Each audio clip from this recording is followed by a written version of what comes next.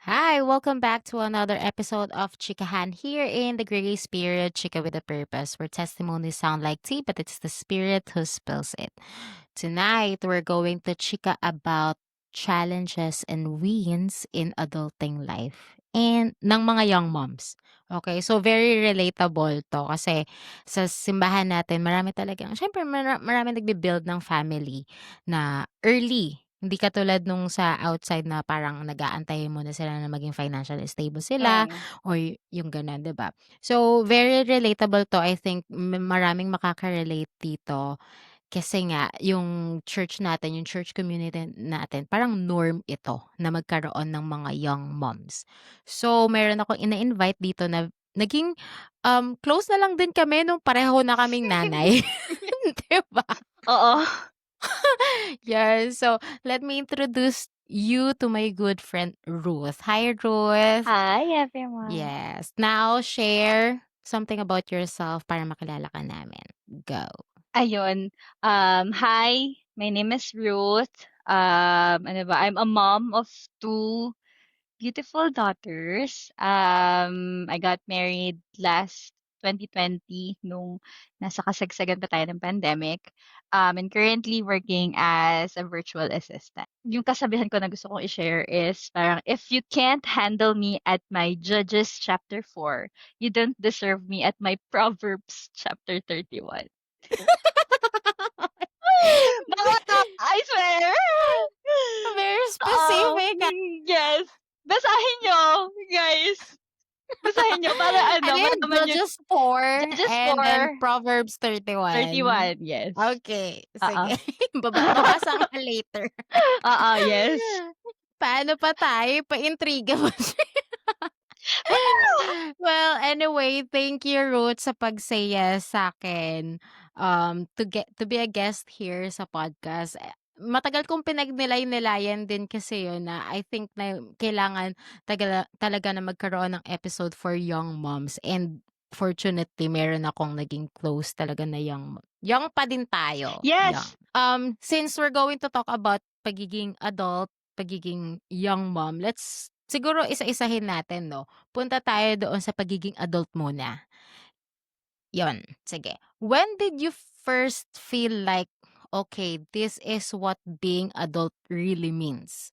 Was it after having kids, getting married, or working full-time? Siguro parang ano, kasi adulting usually parang hits if you start parang working or parang being responsible about something, 'di ba?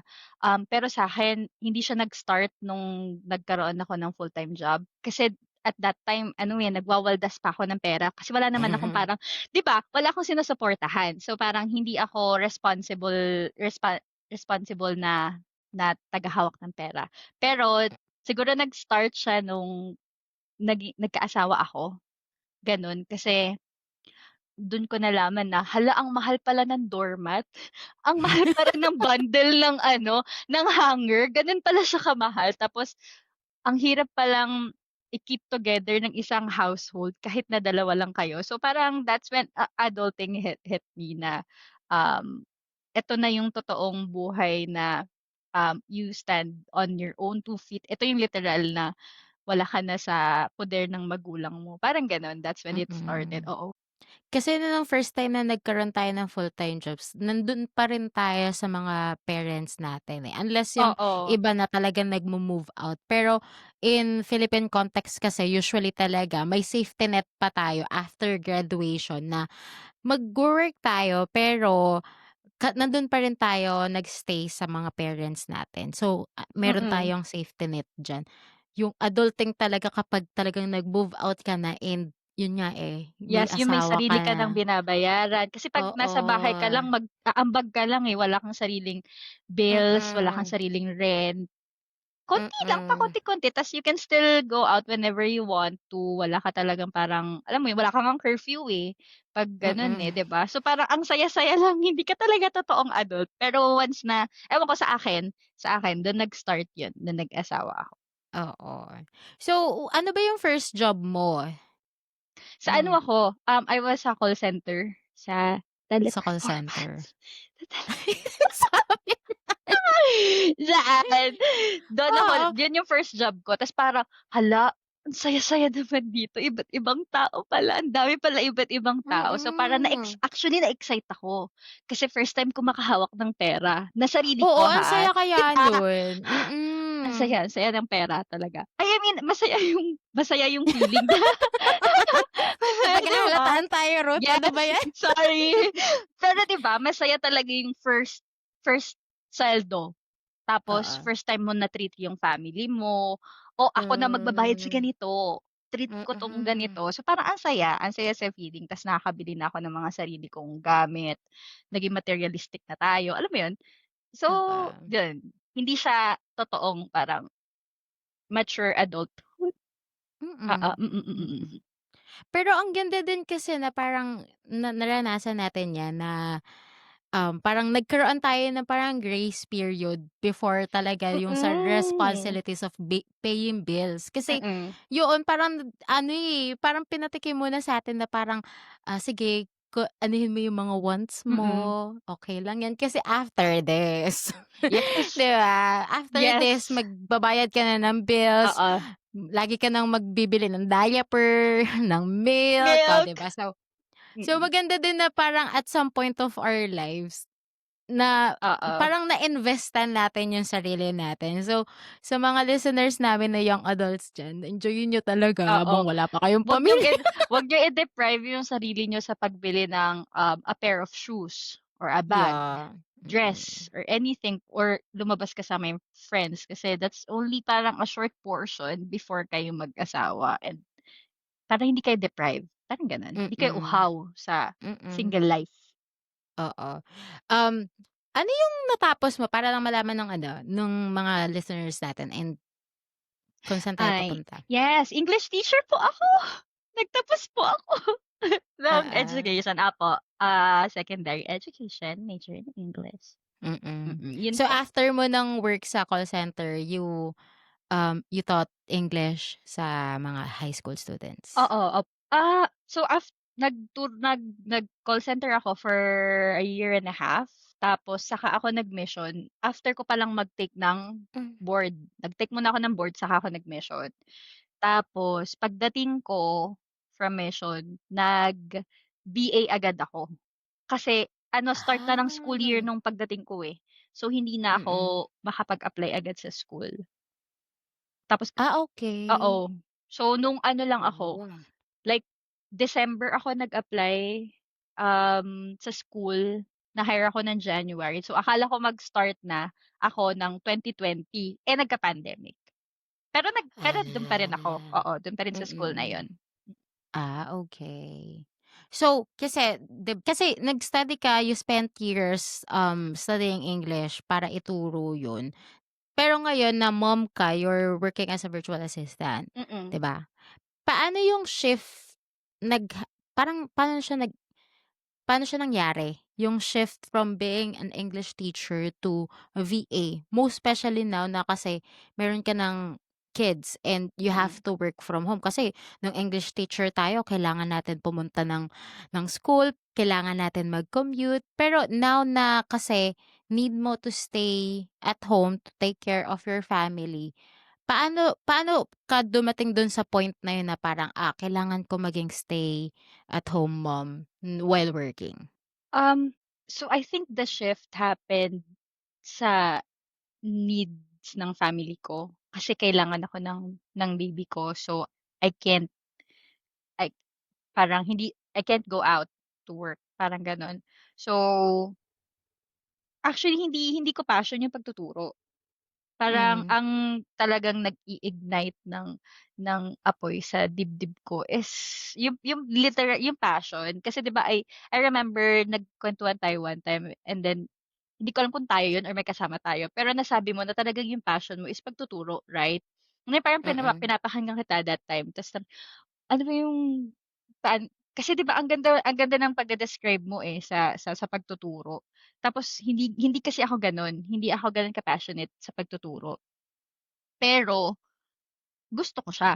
Gusto ko yung Hmm, feeling na kailangan ako ng mga estudyante, gano'n. Gusto ko yung feeling na nasa school ako. Um, pero mas mas mas kinailangan ako ng family ko, ah, dito sa bahay. Especially wala kaming ibang maaasahan ni Elijah kundi kaming dalawa lang. So so ayun, yun yung gano'n siya kabilis nangyari and without a doubt parang I chose to stay at home, to work from home. Kaya ayun, hindi siya naging gano'n kahirap, I guess. Hindi actually nung ano, first few months after ko mag-resign sa school, umiiyak pa ako kasi sabi ko kay Ron, "Ang saya palang magturo." Kasi sabi ng mga students ko, "Wag na akong mag-resign, wag na akong umalis, ako lang yung gusto nilang teacher." Parang gano'n. So, parang ano, siguro na-attach ako sa feeling na yun sa mga estudyante ko. So, umiyak pa ako nun. Kasi sabi ko, "Gusto kong magturo, puwede bang kayo na lang ni mommy dito sa bahay?" Kaso pina-imagine niya sa'kin silang dalawa ng nanay ko na nag-aalaga sa baby ko. So, parang alam mo yun?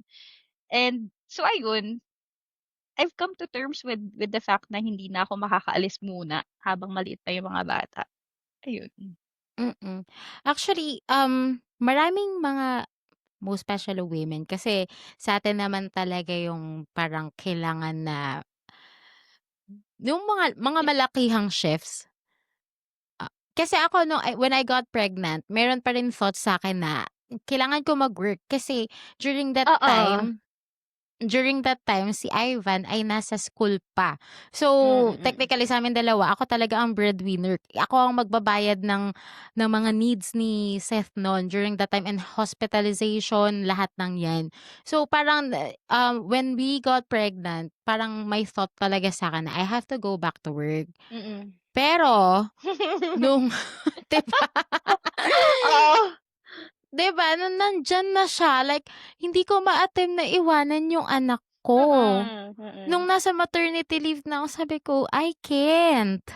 Kasi sa'kin kasi breastfeeding siya nun so literal na talagang kailangan niya ako. Mm. If he was taking formula feed siguro, parang mas madali siguro na Oo. for me na maiiwan siya for a time tapos ako mag-work. Pero sa'kin kasi yung parang connection ba, ayoko siyang maputol from birth. Kaya talagang pinag-usapan namin yun ni Ivan na parang, hanap na lang ako ng online work." Mm. Pero kasi yun katulad ng sinabi ko sa'yo before na parang passion ko kasi talaga magturo. So, siguro it took me time talaga na parang anuhin yung sarili ko na parang I can just live my passion doon na lang sa callings ko sa church. Mm, oo. Hindi na outside. Parang gano'n na lang din yung parang na parang come to terms ko ba na wala, ito na lang talaga. Oo. Pero I still hope na siguro in far distant future, I will still go back sa academe. Oo, 'pag medyo Maybe malaki na as a sila. student or oo, yung mga 'pag Mm. 'pag free na tayo na gawin yung mga gusto uli natin. Oo, Pero right now kasi we have to sila we have muna to be talaga. responsible. Sila muna talaga.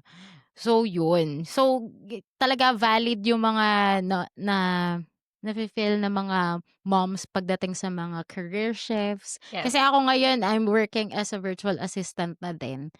Kaya 'di ba nakahanap ng online work. Pero with that, I can still take care of my Mm, son, mm. may time pa rin sa family. Unlike na kapag aalis ng Lal bahay na parang ano Ako yan, parang ang hindi ko haba. rin kaya iwanan, 'di ba? Parang hirap din iwanan. Oo, at saka mahaba yung 8 hours tapos dagdag mo pa traffic. Travel, oo. 'Di ba? So, talagang kung gusto natin talagang yung connection natin with our children, talagang hahanap at hahanap ka ng paraan para hindi maputol yun, Mm, work from mm. home. Buti na lang talaga may work 'Di from home ba? ngayon. Swerte. Very anyway, so so kasi tayo maraming transition na nangyari sa'tin. So, from Mm. single, and from young women naging YSA tayo, tapos naging, married tayo, tapos from student naging working tayo, tapos ngayon naging work from home, employees tayo. Maraming shifts. Oo. Pero how has your faith guided you through this life transition sa lahat ng aspeto? Um, I guess I would always go back sa teachings ng simbahan to have that like eternal perspective. Parang ang iniisip ko kasi is 'pag eto ba yung choice na pinili ko, will this last yung magiging consequence nito, will this last until eternity? Parang gano'n. So, kung pipiliin ko bang magtrabaho muna bago magpakasal kay Ron, ta's mag-grow sa career ko, mas magla-last ba yun hanggang sa 'di ba, for eternity. Although yung knowledge na mage-gain natin is magla-last siya, pero yung blessings nun 'di ba, yun yung isa sa mga, guiding principles ko. Kasi yun yung tinuro ng young women leader namin dati, si Sister Saure. If it's not for, eternity, if it's not for eternal, then forget it. That's not something that you can bring sa celestial kingdom. Yun yung goal 'di ba, celestial. So Yeah, ayun, kung hindi oo. siya dala, eh di siguro let's pause on it and hindi naman sa hindi mo na gagawin, pero let's pause on it and ano, dun muna tayo sa mas magtatagal and mas hanggang celestial, parang gano'n. Kaya ayun, mas naging madali sa'kin yung or hindi naging madali,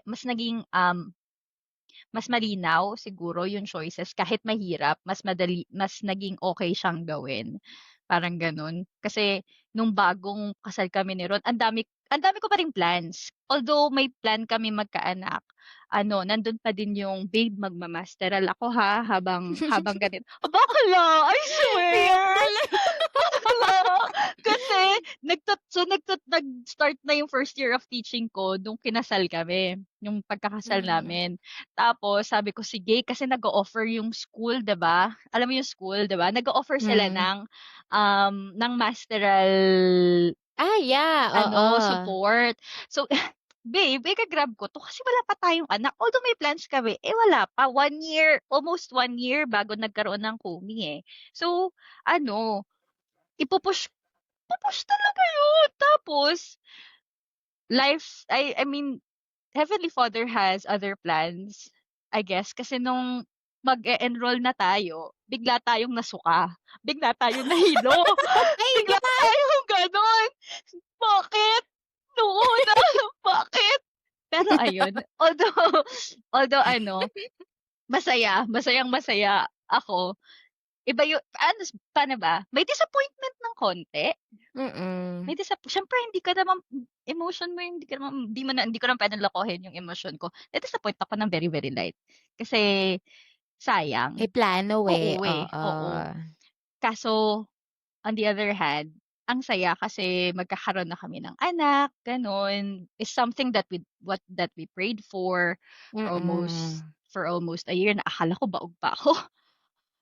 Akala ko baog 'di ba? mm, Kasi ang tagal namin mm. magkaanak, eh. So, parang alam mo 'yun, um So I guess it's always the teachings of the church, the gospel, yung nag-guide sa akin to accept kung ano yung ibibigay ng Diyos sa'yo at this time, kahit na hindi siya part ng plano mo or oo, Yeah, mm. 'di.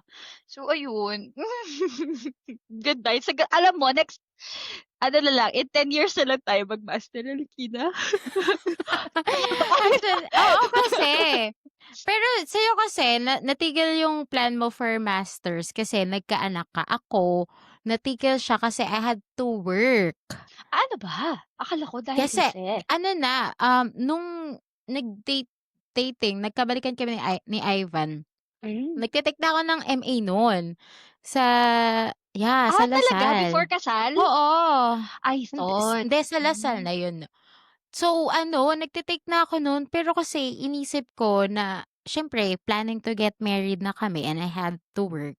So naghanap ako ng trabaho tapos nahanap ko yung school nga. Tapos, Pero edi naka-masteral ka pa? oo, I tried. Nung nagkaroon na ng pasok, shucks, hindi ko kaya. I mean Oh, parang couple of, terms na ako na sa Lasal nun. Tapos nung nagkaroon na ng pasok yung mga estudyante, hindi ko na hindi kayang na kaya. mag-aral. Oo, kaya sabi ko, wala, i-drop ko muna yung course tapos focus. Kasi ayun yung goal namin, eh, na magpakasal and we kailangan meron sa'min dalawa na earning kasi siya nasa Mm. school din. So talagang siyempre na-sacrifice yung masters ko nun kaya talagang ano, 'di ba? The things we do for love. Yeah. Yes. And also for a higher purpose din naman Yes, kasi oo, yung oo. sacrifice na yun. Kasi if siguro pinili natin na i-pursue yung career or yung educational advancements natin, hindi natin mare-reap yung blessings ng pagbe-build ng eternal families now, True. Yes. 'di ba? So, may regret konti. 'Di Hindi ba? mawawala Konti, yun, hindi oo, oo. mawawala yun kasi may mga friends tayo same age na parang ang dami na nilang Yes, nararating sa buhay and mm, tayo, we're here parang super different track, 'di ba? yes. Parang you've spent, years with your friends na parang, "Oh, after graduation ito yung Ang gagawin gagawin ko." natin, yes. Let's do masters Tapos 'di together. ba, pero Heavenly Father has different plans na siyempre Yes. ginusto din naman natin 'to, hindi naman sa hindi, 'di ba? Oo, oo Pero yun naman. pala, hindi pala natin kaya like superwoman tayo, we take things step by step pala talaga. Mm. Balik tayo doon sa siyempre may mga friends tayo when we were single, Oo. um, siyempre ako kasi sa experience ko, yung mga college friends ko na-invite ko pa sila sa wedding. So, ngayon na parang, mom na ako, parang ang hirap na mag-connect with them kasi parang feeling ko kapag nagsabi ako ng kwento about kay Seth, hindi nila parang super I mean Iintindihan or like oo, yung gets yung oo, maiintindihan. oo. Unlike na kapag nanay din yung kausap ko, mas maiintindihan nila kung ano yung mga complaints ko or parang yung mga Mm. nararamdam ko, mava-validate nila, gano'n. Parang iba. Although, yeah, I have good friends na talagang willing naman to listen to me, pero iba pa rin yung pag-connection kapag between moms ang usapan. Mm. So, kamusta ba yung friendships mo before and after, childbirth? Actually, same, same. Sobrang good friends pa rin ako sa high school and college friends ko. Kasi may high school friends ako na sobrang, alam mo yun, tight-knit talaga kami na kami-kami lang Mm. talaga. Tapos merong college friends na until now, kausap ko pa rin naman. Pero like, just like you, hindi ganun ka I don't go to them for advice like anymore. 'Pag sinabi ko ba sa kanila na, "Umiiyak si Kumi kanina kasi gusto niya ng milk, pero ayaw niya sa'kin magpatimpla, gusto niya sa tatay niya." Parang gano'n. Totoo, totoo, 'di ba? Parang hindi nila maiintindihan 'yun. So hindi Mm. nila mage-gets yung frustration and yung mismong situation ba't ganito yung nangyari. So I'm still good friends with them, but they're not my go-to persons anymore. Parang gano'n. Kasi parang for example, my go-to person ngayon is si ate siya, parang gano'n. Um, Tapos 'di ba sabi mo kaninang naging never naman tayo nag-usap, right? Parang mas nakausap ko nga si Ate Carla before, eh, kasi Mm. siya yung president sa Young Women. So kami yung mas naging close. Tapos ano pa ako, sobrang mahiyain pa ako. Hindi ako yung I'm not the first one to ever strike a conversation to anyone ever. So and even if you strike a conversation sa akin, it would be really awkward if hindi ikaw yung mag-aano ng conversation. So, making friends is not something I'm comfortable with. So, you have to make friends with me, hindi ako yung magbe-make friends sa'yo. Parang finding friends right now who is in the same situation as me, with the same parang, paano ba, personality as me. Alam nila na dapat tahimik kami in a certain situation, tapos maingay kami sa ibang situation, 'di ba? So, ewan ko, kaya nagki-click ako sa mga taong gano'n, sa mga taong parang same same Wavelength, vibes, oo, oo. wavelength. So, Mm. masaya ako ngayon sa group of friends na meron ako kasi ang group of friends na meron lang naman ako is yung sa simbahan. Kasi dun lang yung pinupuntahan ko every weekend weekend. Kasi weekdays nandito ako. Yung friends sa work is no longer friends, they're just workmates, they're just colleagues, 'di ba? Mm. So, I'm happy with the group of friends that I have right now at church kasi sila na yung go-to persons ko, go-to people ko. So, Mm. and I'm not ano, parang nung una na nakikita ko yung friends ko na lumalabas sila, alam mo yun, nagkikita-kita sila ng wala ako. Medyo masakit nung una. Pero Mm. kasi 'di ba nasa Starbucks sila? Dati kasama ako dun, 'di ba? Nagso-shopping Mm. sila na dati kasama ako. Pero so I learned to let go of that. Parang nung lumalaki si Komi, tapos dun ko lang na ano na, hindi na talaga. Hindi ko na ipipilit kasi hindi naman kaya talaga. Eh, mas kailangan ako ng anak ko right now, eh. Mas kailangan ako ng family ko. And kahit na sumama ako, hindi ko na mave-vent out sa kanila lahat ng frustrations ko kasi iba yung Yeah. frustrations nila. Parang gano'n, hindi nila mage-gets. Mm. Makikinig lang sila ta's hindi nila mage-gets Oo. talaga, 'di ba? So And you won't be as validated as kapag ibang group of friends yung mm, kasama mo, 'di ba? yeah. Yeah. Well, that's the sad part of motherhood. Iba talaga ng set of friends. Although you can still stay friends with them, pero Mm. if you want to feel validated dun sa current situation mo, sa mga frustrations mo about motherhood, kailangan talaga natin ng panibagong set of friends. Yes, And yes. alam mo yung nabanggit mo kasi yung ano, yung pagme-make friends. Ako, alam 'to ni Ivan, before talaga hindi mo ako makakausap kasi nga kapag hindi ako kinakausap mukha daw akong masungit, Exactly. 'di ba? Ako? Weh, ikaw, ha? Mukha ba akong masungit? 'Di ba? Parang approachable naman ako, i-approach niyo ako. Sige na, kasi gusto ko din ng kaibigan. Oo. Gusto ko rin ng kaibigan, so Oo. i-approach niyo ako, pero 'wag masyado, parang gano'n. Oo. Oh, pero nung naging mom ako, nag-iba na siya. Parang lahat kinakausap ko na. Halimbawa, hospital visit, parang or check-up. Tapos, syempre maraming mga moms do'n. Kinakausap mo? Nagkakatinginan kami. Pero ang awkward naman kapag hindi ko papansinin, parang ang lagi kong entra diyan, ilang months na. Tapos Oo. Tas mag-strike na ako ng conversation like yung magse-share na kami ng milestones 'tong anak namin, parang gano'n. So, sa'kin kasi introvert talaga ako before. Mm. Mas lalo na nung mission, before mission pala. Before mission talaga hindi mo ako mapapakausap sa iba. Yes. At saka sobrang awkward ako sa mga social gatherings. Mm. As in, nasa gilid lang ako niyan. Pero nung bigla akong naging nanay, parang mayroong biglang nag-shift sa'kin na parang kailangan ko ng connection with Mm. people. Tapos sobrang parang ang ganda lang din kasi during this age na meron na tayong Facebook group for moms na hindi ko naman alam lahat yung mangyayari sa anak ko at kung ano yung mga dapat kong i-expect. Pero because we have community both online and also dun sa yung mga nakikita nating Oo. moms within church. Parang ang saya maging nanay ngayon kasi you have someone na talagang same na Mm. na-e-experience mo right now. Kasi iba yung experience na may kukuwento ng nanay mo sa'yo regarding Yes, motherhood. 'Di ba exactly. parang Yes. sobrang ang ganda lang na parang ang sarap maging nanay ngayon kasi you won't feel Alone, alone in that oo, totoo. role, 'di ba? Mm. Anyway, marami talagang nagshi-shift sa buhay lalo na 'pag babae ka. Punta tayo ngayon kasi nasa motherhood na tayo 'no. What's something you've learned about giving yourself grace as a young mom? Actually, it took me a really long time to give myself grace about what's currently happening sa buhay ko kasi I was really, really being hard on myself, experiencing everything for the first time.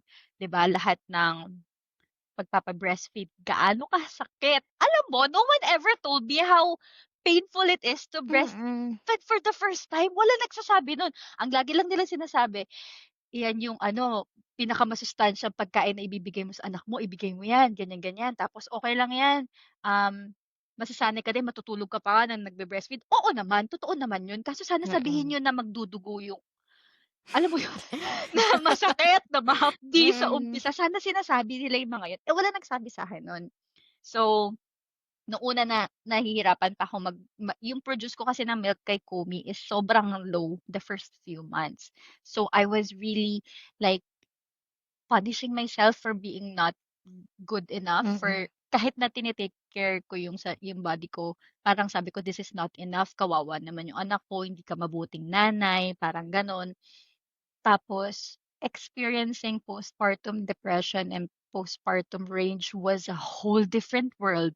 As in, hindi ko alam na magagalit ako kay Kumi just for crying in the middle of the night.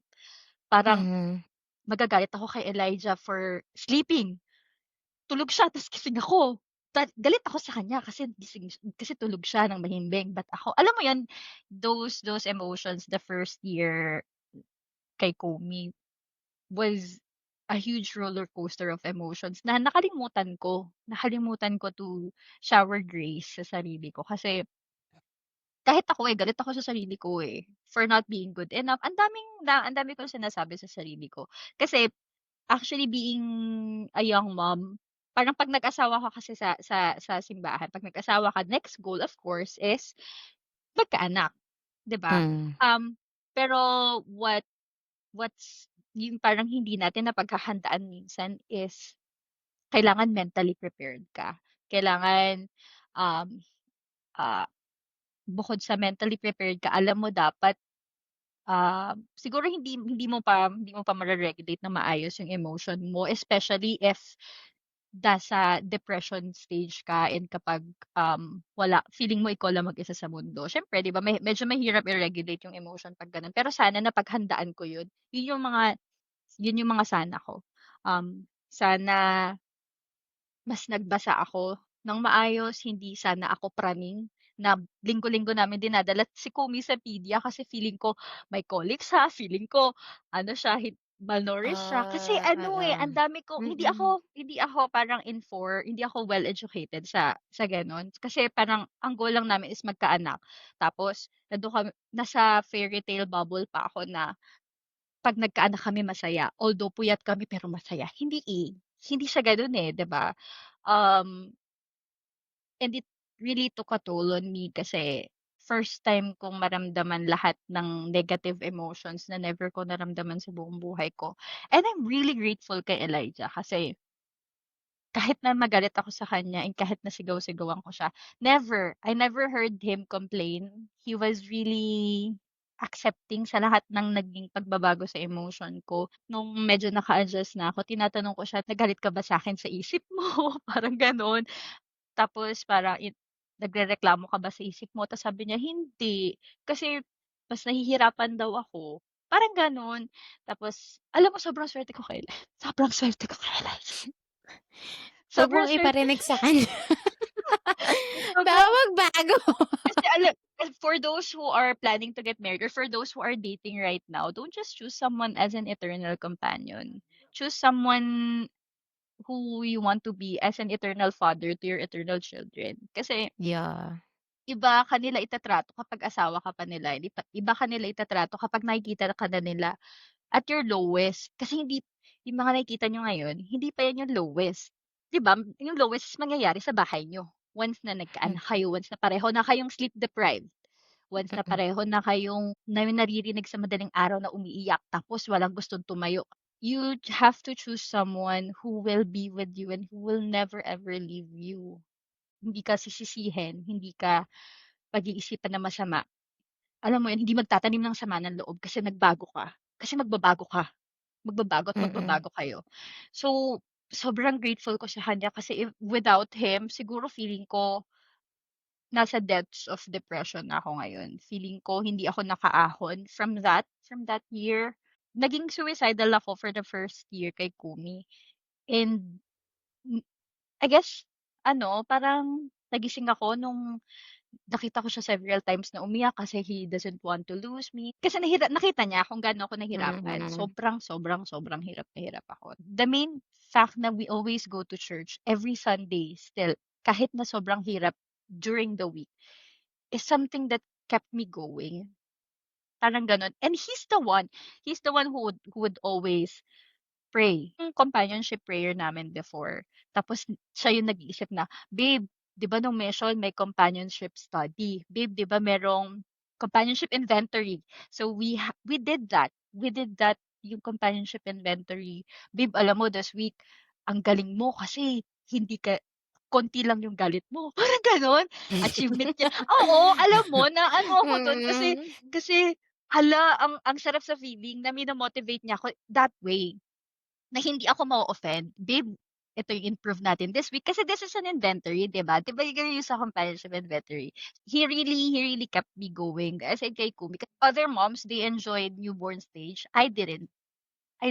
Kasi talagang ano, I was really hard on myself that first year kasi I didn't know anything. Lagi kong iniisip na may sakit si Kumi because of me, parang gano'n. Hmm. So, I think nangyari siya nung nag-start ako makakita ng kagaya ko, parang nandiyan na si Ate Charmaine, yun yung start, eh, na meron na ako napaglalabasan ng sama ng loob, aside kay Elijah. Tapos ayun, siguro, um, general conference talks really helped me as well. Talagang, um, inaantay ko siya tapos parang it would kept me going kapag binabasa ko yung mga general conference talks. I really love conference talks so much, aside from Book of Mormon, siyempre. Mm. Pero ayun, talagang that's what kept me going. That's what helped me realize that, it's only for a season, 'di ba? Kasi ngayon ano, fully moved on na ako. Although hindi pa mentally prepared to have another, pero prepared na. Ano na ako, parang, um You've had experience na kasi. oo, So, it's easier to manage, it's easier to navigate na yung another oo. pregnancy And kasi hindi na ako meron na ano, nauna. medyo regulated na din yung emotions ko, hindi na ako galit na ako lang yung gising. Parang Mm. alam mo yun, something that help help me grow then Mm. as a person, as a mom, as a wife. Sana. Sa Oo, yan. Ano ka ba? Pero 'di ba nga kasi, siyempre hindi naman tayo nafo-forge unless na dumaan tayo talaga sa fire, sa refiner's fire. So, yung mga hard moments natin during siguro sa motherhood na hindi naman lalo na 'pag first time, it meron at meron talaga tayong ano diyan, character development. mm, Hindi siya parang pinaranas lang sa'yo kasi gusto ng Diyos na mahirapan ka, eh. I believe na, motherhood is one way Heavenly Father wants us to teach kung paano maging godly yeah, parents. mm. Kaya kaya talaga nung ano, nung kahit mahirap siya, may days talaga na as in bad na talagang gusto mo ng sumuko. Babalik at babalik ka dun na parang what is Heavenly Father teaching me right now? Kasi gano'n na lang din yung ano, eh, gano'n na lang din yung parang babalikan ko na parang anong gusto ni Heavenly Mm, Father na matutunan ko sa experience na ito. And alam naman natin na after this life, we can create forever families, we can create our own kingdom, we can be mm. gods. And it's him it's part of the training siguro. Pero i-share ko lang din yung experience ko. There was a point in my life na I almost stopped going to church. Balik muna tayo dun sa hindi pa ako buntis, hindi pa ako or kahit kasal na ako. Malaking part ng aking identity is parang I take pride of myself na active ako sa simbahan. Like Mm, lagi gusto gusto kong kinukumpleto yung classes, gusto kong nagpa-participate sa klase. mm. Gusto ko yung, tawag dito, yung nagbabasa ako ng scriptures, gano'n, nakikinig ng general conference, like active na talagang Oo, mahaba and meaningful yung prayers ko. So, like I take pride doon sa gano'n, na talagang it's part of who I am. Kasi matagal ko siyang binild, eh, from oo, youth days tapos sobrang na-improve siya nung nasa mission ako. As in talagang eto ako, parang oo, kasi nung youth days ako siyempre nahirapan akong sabihin na ay parang nahirapan akong alamin kung sino ako although I know na that I am a daughter of God. Pero marami kasing mga voices around me na parang they would tell me otherwise. oo. So during that time talagang binuild ko yung sarili ko to be a daughter of God. So talagang nag-mission ako, ay talagang inaral ko yung gospel, ganito, ganyan. Comes na nabuntis ako, pinanganak sa Seth, and suddenly hindi ko na naiintindihan kung ano yung naririnig ko sa sacrament. Yes, Yes, oo, every time pa true. na iiyak siya ng malakas Lalabas kailangan ka, lalabas oo, ka. May isang beses na hindi ako nakapag-partake ng sacrament just because I talaga? had to carry him out.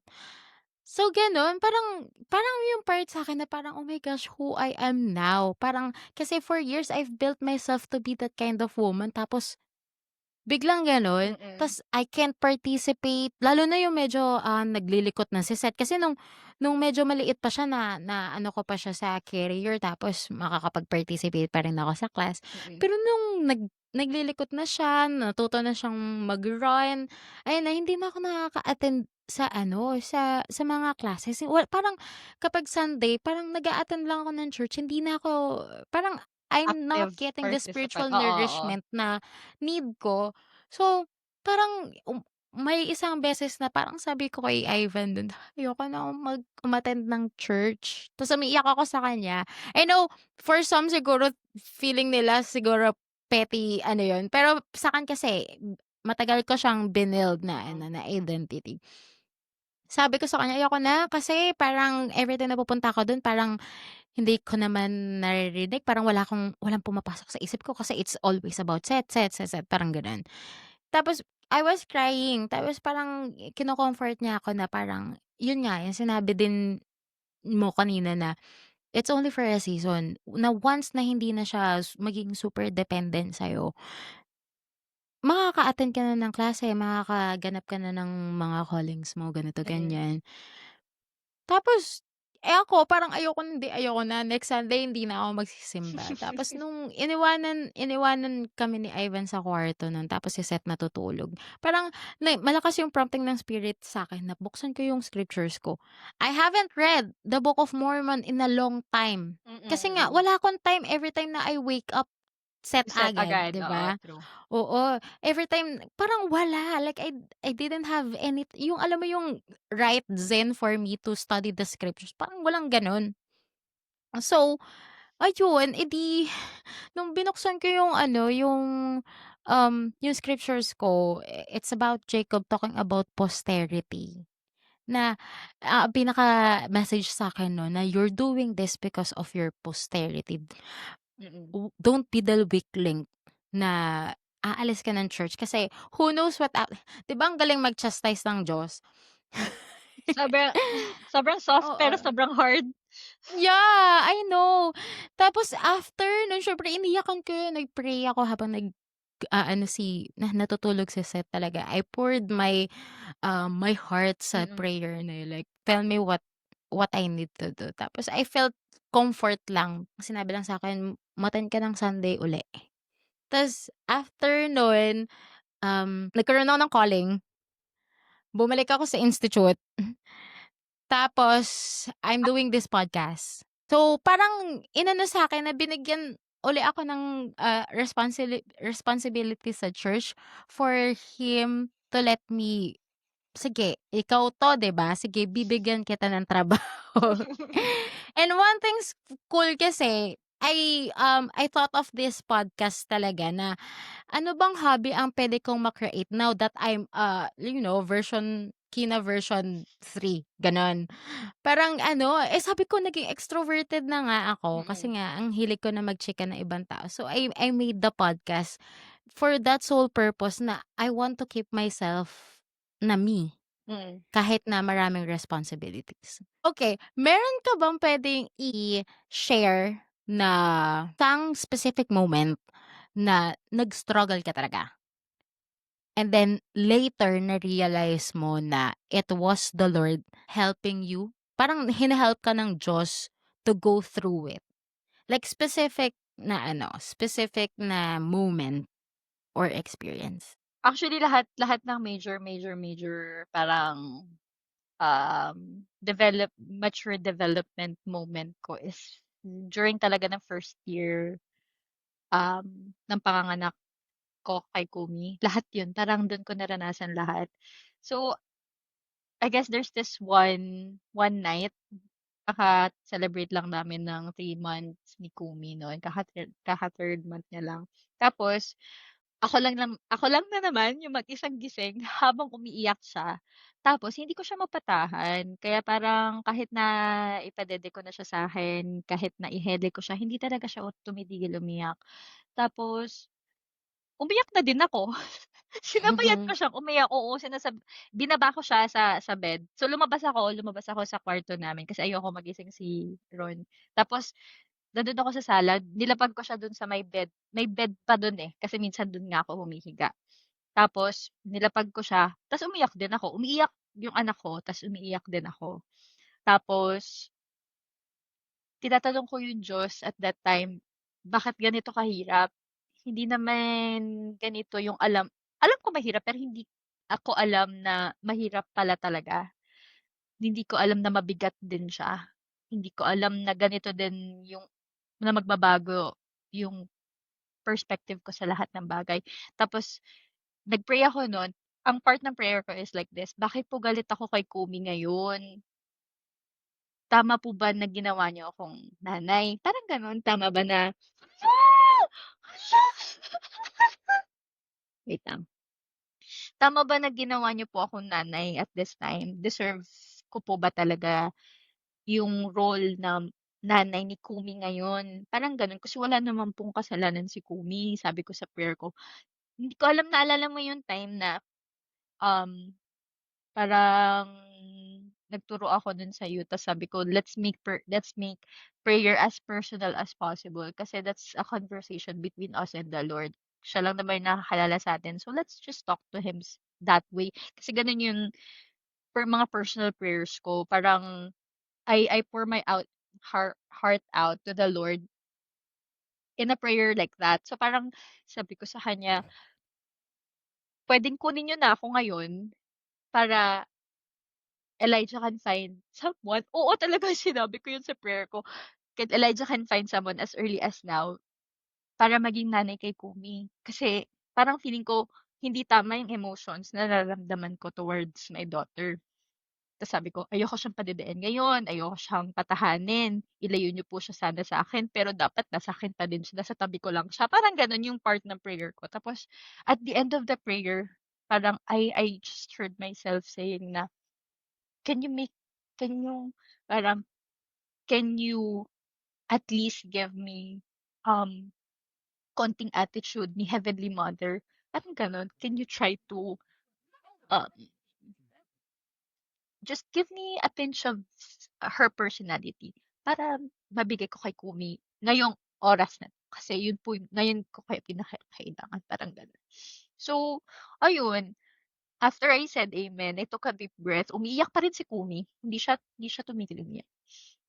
Ta's ano, pinadede ko siya tapos parang nakagano'n ako sa kanya habang ano pinapadede ko siya. Tapos it brought a sigh of relief na ako talaga yung nanay niya, gano'n.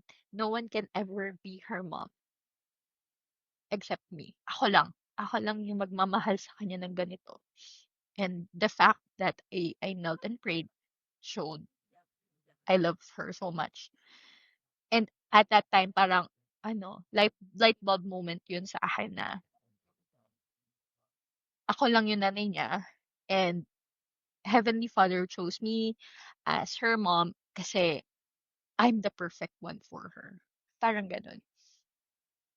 So, yun yung parang turning point na hindi ko na iko-question yung abilities ko as a mother.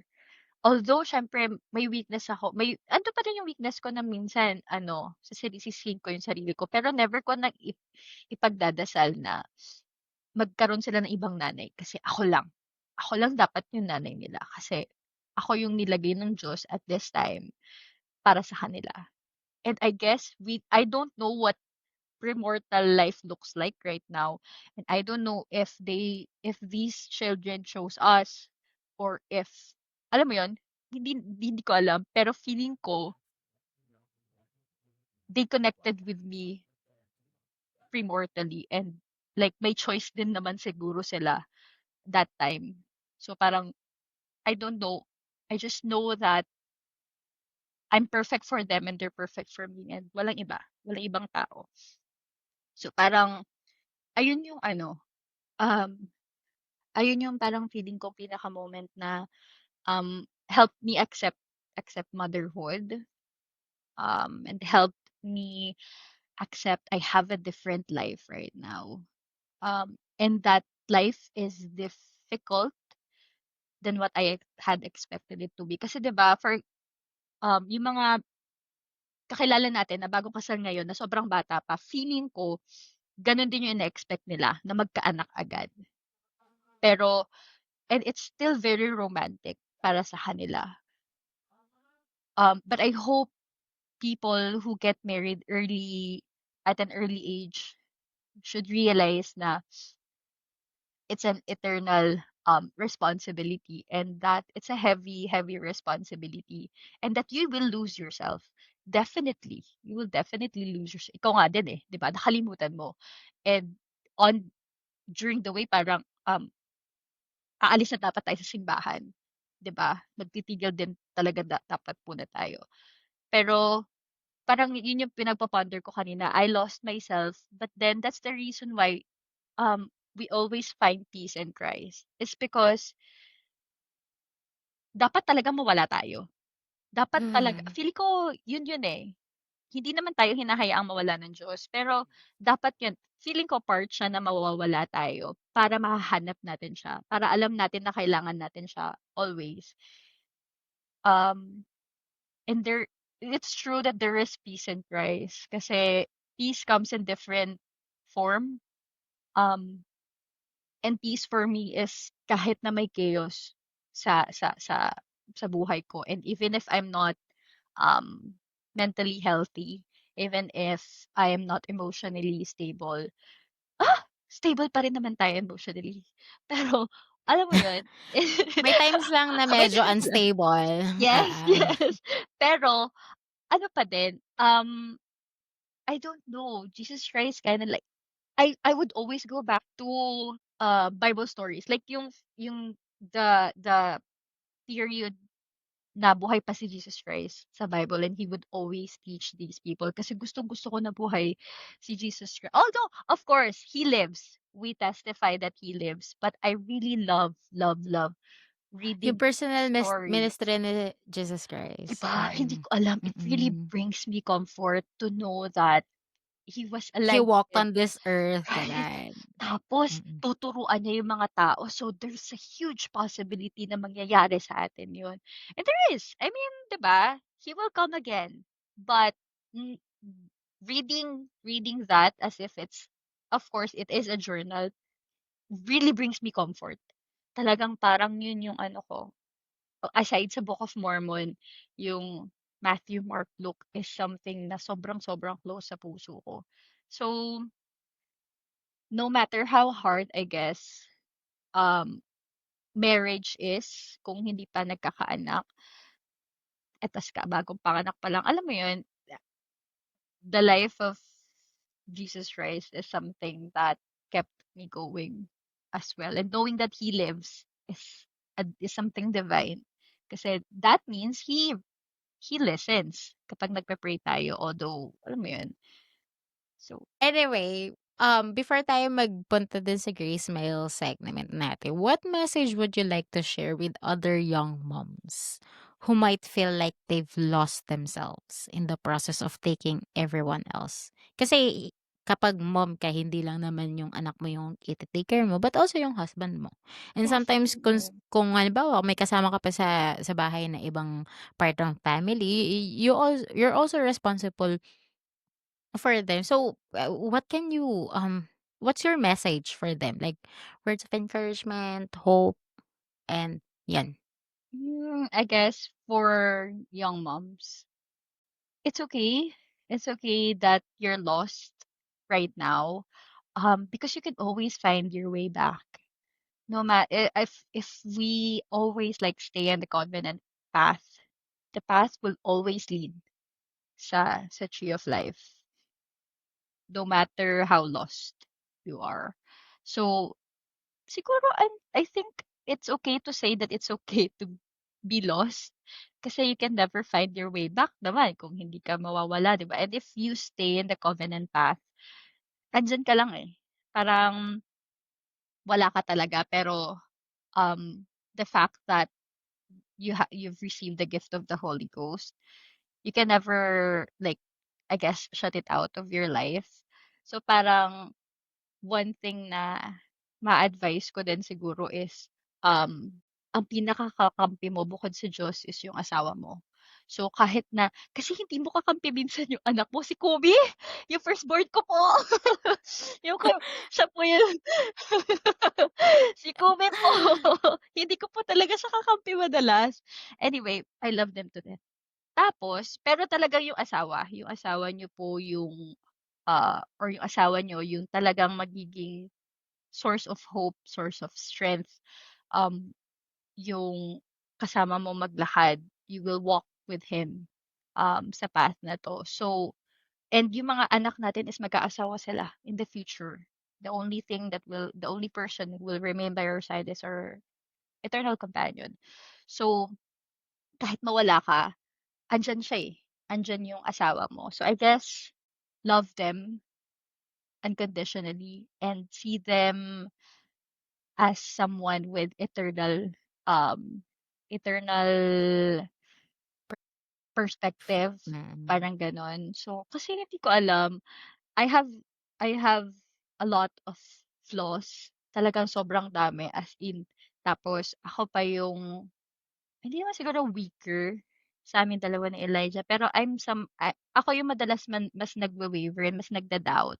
Siya yung always the person who reassures, Strong, oo, oo. sobra. Mm. Kaya, I always say to him na I mean, I always tell him everything na mali sa akin, tapos sasabihin niya, "Hindi ka mali, parang walang mali sa'yo."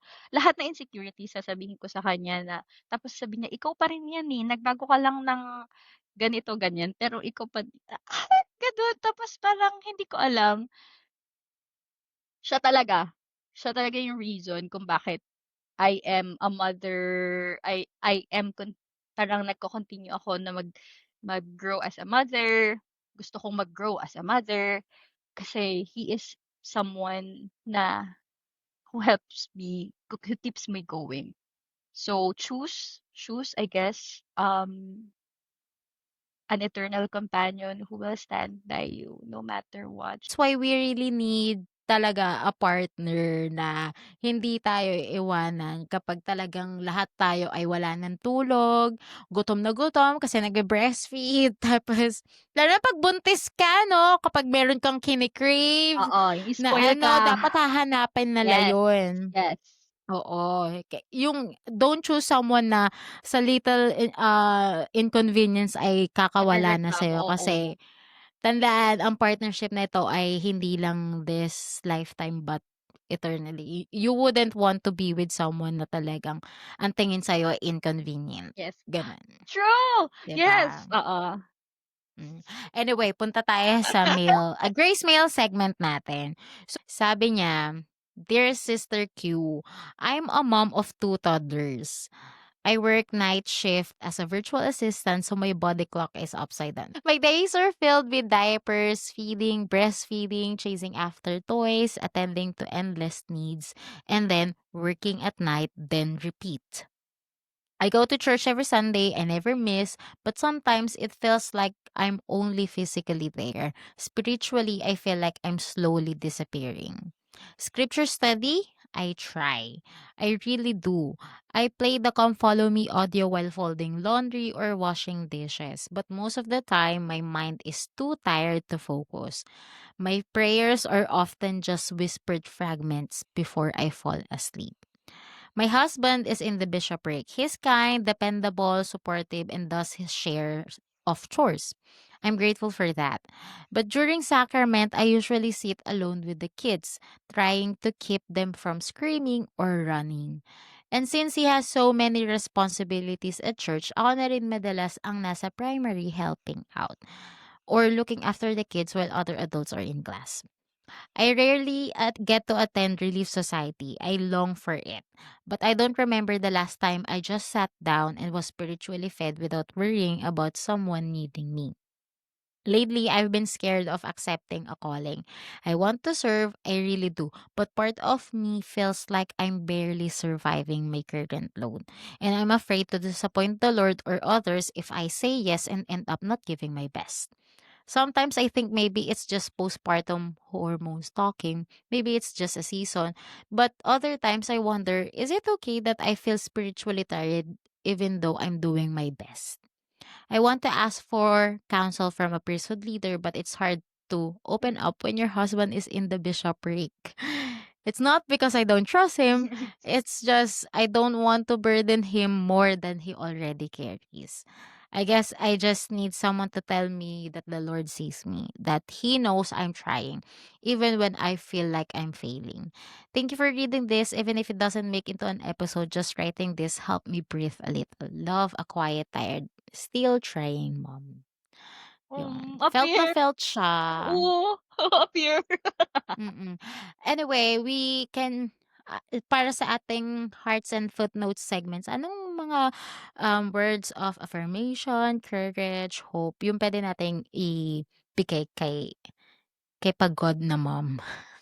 Actually, while nagbabasa ka parang iniisip ko, bukod sa mga pinag-usapan natin, this is something that I experienced as well. Parang gano'n. Kasi being a young mom of 2 toddlers is hard. I can never express how hard it is, pero sobrang hirap niya and sobrang draining niya spiritually din. Kasi hindi ka nga ikaw nga hindi ka nakapag-sacrament, eh, 'di ba? Hindi nga tayo Oo. nakaka-attend ng class. Ako Relief Society. never pa ako naka-attend ng Relief Society ever since lumaki si Kumi, nakapaglakad din si Kumi. Hindi na ako naka-attend Mm. ng Relief Society class ever. And I'm craving for it as well, just like, si Pagod na mom. I'm craving for it and I'm craving for, um, parang RS interactions. Alam mo yon yung parang, and 'pag nakikinig ako ng talks during sacrament, that's something I crave for as well. Pero what kept me going is, there's this one time na parang sudden realization na, what if ang maabutan ko sa simbahan is yung, hymns, 'di ba? Yun yung minsan na nandun lang tayo, eh, before magwala yung mga anak natin. Nandun pa tayo sa hymns, nandun pa tayo sa opening hymn. So that's what I try to absorb. Opening hymn, sacrament hymn, or kung anong hymn yung maabutan ko, that's what I try to absorb. Tapos, I started, parang nag-start 'to kay ano, eh, kay Charity, yung sa second baby ko. Kasi wala na rin ako madalas nun, hindi na rin ako nakakapag-sacrament the first few months kasi nagpapa-breastfeed pa ako, eh, nung first few months kay Charity. So, ang naging ano ko is, I would listen to sacrament hymns, yun yung i-a-absorb ko and yun yung parang, um kasi ang ginagawa ko 'pag nakikinig ako ng lesson is may i-a-absorb akong lesson, ta's yun yung that's what I would try to live by for the rest of the week. So yun yung ginagawa ko with hymns. I try to replace it with hymns na napapakinggan ko. I don't know if that would work kay Pagod na Mom, pero how about we, um, we see the light kahit sobrang sobrang liit lang, we give ourselves grace for trying and doing kasi eto lang yung kaya natin ngayon. Although alam din niya, eh, sinabi niya sa letter that this is only for a season and since we know it, why not, um, tap ourselves at the back and say, "You did great this Sunday for listening to a hymn, to that opening hymn. You did great." Mm. Kahit na naghabol ka na for the rest of the 2 hour ano, 2 hour block, okey lang yun kasi papakinggan mo for the rest of the week yung I Stand All Amazed. Papakinggan mo for the rest of the week yung Joseph Smith's First Prayer.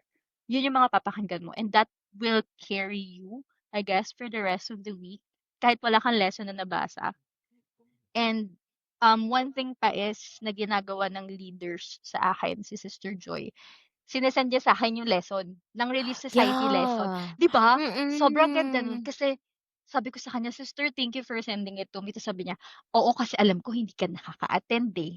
Tapos, "Oo, kasi, Mm. 'di ba, siguro hingi ka ng help din sa Relief Society leaders. If hindi ka nakaka-attend, then help i-send sa'yo para may pinaponder ka aside sa mapapakinggan mo I guess na mga testimonies, may mababasahin ka. So may kahit hindi ka part ng lesson, kahit na hindi ka part ng class, part ka na lesson, parang gano'n. Na-absorb mo din yung mga bagay na naituro sa class. So parang in a way, part ka pa din. Um, and I guess forgive yourself for thinking that way kasi it's okay to feel spiritually drained. Kasi 'di ba, drained kahit ganito yung mindset ko, spiritual drained pa rin ako minsan. Kasi minsan 'di ba, parang puro meetings lang din tayo every Sunday. So parang ang napapakinggan ko lang is yung youth class. Pero I try to ask repentance and ask for forgiveness and try to forgive myself as well for thinking that way. Kasi ito nga yung binigay ng Diyos sa akin this Sunday. So, yun yung iga-grab ko. And let's listen to our prayers as well. What if we prayed for patience? Eh, ito yung test na binigay ng Diyos sa'yo to practice patience. Parang ganun. So, I guess sa mga pagod na moms with toddlers na hindi nakaka-attend ng class and ng sacrament, hindi nakakatapos ng sacrament meeting properly. Let's get that um tender mercy na ibinibigay sa atin ng Diyos. Kasi that's what parang will help us shape ourselves to become good mothers and kung spiritually drained ka right now or spiritually, I call it spiritually malnourished kasi hindi ako nakakakain spiritually. So I'll feed myself with other spiritual things, 'di ba? And give grace, bakla, to yourself. It's okay. Yeah, You're doing your best. The Lord mm. sees you. Go. Sa'kin kasi naka-relate ako doon sa naiiyak na ako, char. Hindi, naka-relate kasi ako na si Ivan kasi na-call siya sa bishopric as the second counselor. Hindi pa kami mag-asawa. So, since nung kinasal kami, nagkaroon kami ng anak, never ko pa siyang Nakatabi. nakatabi sa sacrament. Mm. Nagkakatabi lang kami kapag conference. Stay conference, general Ay, oo conference, 'no. ganun lang. Oo. Oo, yun lang. Kaya talagang usually pagod talaga ako first hour of church lang. Kaya nakakahiya. 'Di ba, oo, minsan magtitinginan tayo, unang oras pa lang 'to. 'Di ba? Oo. Actually wala pa ngang oras, hindi pa nga Oo. nag-o-opening hymn, pagod na tayo, eh, 'di ba? Mm. Kaya nga dun nag-stem out yung parang ayoko na mag-church. 'Di ba yung ine-explain ko kanina, Oo. parang ayoko na mag-church kasi hindi ko na napapakinggan. Wala na akong na-absorb. Pero yun nga, one thing na I would like to counsel siguro um, si pagod na mom, ano, counsel with your partner. Counsel Oo. with your husband. Kasi kayo magtutulungan yan. Even though na naiisip mo na kasi great responsibility ang nasa bishopric. I know, like I've seen that on my husband. Pero, um, wala eh. Kayo yung helpmeet na kayo yung nandyan. Dapat kailangan pag-usapan ninyo. Ano yung gagawin mo? Kasi if you're just going to keep it to yourself na yung nararamdaman mo, you're denying yung opportunity for your husband to help To help you. you. Mm. So one thing is other than na of course ayusin natin yung prayer kasi parang ang sabi niya nagiging fragments na lang yung prayer niya. Take time to kneel down just like what you did Yes. dun sa take time to kneel down maybe siguro kapag pagod na Tulog na. tulog na yung mga kids, gano'n. Kneel down and Mm. pour your heart dun sa prayer. Just like have that heart-to-heart conversation with your heavenly Father na, "Ito po yung nararamdaman ko, like help me." Kasi kapag nararamdaman ng Diyos kung gaano tayo ka-desperate sa prayers natin, like Mm. I know. Sobra.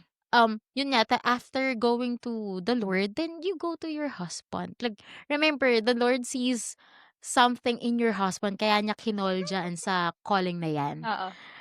Mm. Minsan nakakalimutan ko na, hala nasa bishopric pala yung husband ko. Like, I can go to him for a counsel. Kasi between us, parang ayun yung sinasabi niya sa'kin before kami ikasal or even after ikasal na kaya niya ako pinili kasi daw mas mataas yung spirituality ko sa kanya.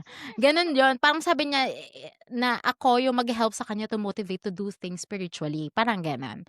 Um siyempre hindi yun naging consistent, most especially nung nagkaroon kami ng anak kasi parang ako rin hindi ako nakapag-scripture study kasi nga sobrang busy as a mom. Pero pero yun nga, iisipin mo pa rin like your husband was called to to that calling kasi the Lord sees something in your husband na talagang makakapag-provide ng help sa mga members. Don't deny yourself of that kind of blessing kasi maganda diyan na nasa isang bahay na kayo, you have 24/7 access doon sa puwede niyang True! Yes, i-counsel sa'yo, oo. 'di ba? Mm. So, get help. Tapos yung siguro last thing na gusto kong i-share kay sister, ako kasi I tried, actually nakadalawang try ako maghanap ng therapist after yun postpartum, sa postpartum ko kasi nagkakaroon ako ng panic attack, eh. Nagkakaroon ako ng anxiety and panic attack na pinapadede ko si Seth. Imagine nag-a-attack ako habang nagbe-breastfeed ako. So, Oh my parang God. like hindi ko kaya, like I cannot. So, I tried to consult a professional and one thing na naka-try ako ng dalawa kasi parang hindi ko masyado vibe yung isa. So, naghanap ako ng isa pa. Oh. Ang sabi niya sa'kin, "Get help." Like simpleng, pagkuha ng diaper, if hindi mo abot, nahihirapan ka, you ask As help. oo. Yeah, ask help from your husband, from your Relief Society president na yun nga hindi ka nakaka-attend ng Relief Society. You ask help from him like, what can you do? Maybe your Relief Society president can assign a sister who can take care of the kids while you go to Relief Yeah, Society. Kasi oo. puwede yan, eh. Actually nga dapat gino-go natin yan na dapat lahat tayo mag-a-attend tayo ng mga classes Mm. natin. Once once in one 'wag Wa naman once in a blue moon, pero parang at least parang Oo. kahit once in a month na Month. talagang meron kang connection doon sa Relief Society. Ako, I try. 'Di ba nga yung sinasabi ko sa'yo mag-rotation tayo para dapat nakaka-attend pa Oo, rin tayo ng true. Oo, Relief oo, oo. Society. Pareho kaming Ruth na nasa Yeah, youth oo, leadership yes. ngayon. So, madalas kaming nasa youth class. So, parang yun nga na-open ko sa kanya na dapat nagro-rotation tayo kasi kailangan ng adult 'di ba, 2 adults sa youth class. Mag-rotation tayo na dapat meron din pupunta ng Relief Society. Kasi kailangan natin 'yan, eh, kailangan natin 'yan. And dun sa getting help, when you ask your husband, you will also devise a plan. Paano kayo pareho na magkakaroon ng spiritual nourishment na kailangan niyo. Kasi, that's what I did with my husband. Ang Mm. sabi niya sa akin, "Sige ganito, nasa bishopric ako, usually meron akong ini-interview. Pero sa mga times na wala akong ini-interview, ako nga hawak kay Seth. Oh, You that's can go to your nice, class." oo. Ayun yung sinabi niya sa'kin and hearing that from my husband like sobrang ang gaan sa loob kasi I know that he cares for my spiritual nourishment na hindi lang siya ang may karapatan na magkaroon ng calling, hindi lang siya yung may karapatan na True. magkaroon ng blessing sa ganyan. So, ayun nga pinaka talagang bottom line is you take these Kausapin mo siya. things sa husband mo. Kasi he wasn't in that position in that calling without a purpose. And yeah, darating yung time. Ako yung pinapanalangin ko talaga na sana makatabi ko na si Ivan sa sacrament kasi nahihirapan ako. Pero yun nga, as long as the Lord still needs him and we have to support them sa calling na yan, we can. But also, kasi they're not just in the bishopric, they're also part nung leadership dun sa home. Kaya kailangan din na i-include sila doon sa mga ganyang bagay. Sa mga, bagong kasal, and planning to have, kids soon, yung sa situation and experiences namin ni Ruth, i-take into consideration niyo siya kasi ang motherhood, ang family na mayroong talagang, kids ay it's a whole new world. Yes. Oo, Oo, true. ibang preparation siya doon sa pagpe-prepare niyo na ikasal kayo. Mm, So, true. always include the Savior in your plans, 'yun. Anyway, we have to end na. Kasi ang dami na nating chika. Ang daldal na naman natin. Ang daldal natin 'no. Anyway, any last words, Ruth? Like, one piece of counsel or truth na you want the listeners to ano, to have after hearing or after listening to this episode? Parang two things lang siguro. First is pray for your husband, choose your husband wisely and pray for him, um, with the Lord every day before kayo ikasal kasi you will not only have a husband, but he will also be the father of your children and your literal companion, um, for time and eternity. So, I guess yun, wag lang basta kiligin, wag lang Mm. basta mayaman. Pero ayun, Mas maginhawa naman kasi talaga kapag ano, nakakaangat-angat sa buhay. pero, We okey lang wouldn't ha. ano, hindi natin Oo, isu-sugarcoat 'yan kasi yes. kapag magtatayo ka ng family kailangan din financially able. Baka naman kasi siguro dun tayo piliin natin yung taong, hindi lang puro plans but someone na alam nating magkakaroon ng, kahihinatnan, gano'n. Kasi hindi puwedeng ikaw lang ang magtataguyod sa pamilya mo. So, I guess pray for your eternal companion and don't just decide using your emotions kasi hindi magho-hold yung emotions.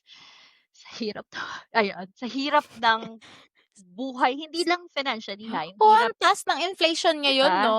Hindi Yeah, lang yung sige. pati yun, pati yung hirap ng pagiging nanay, pagiging mag-asawa in the future kahit na hindi pa kayo magkaanak, yung pagiging mag-asawa pa lang, 'di ba?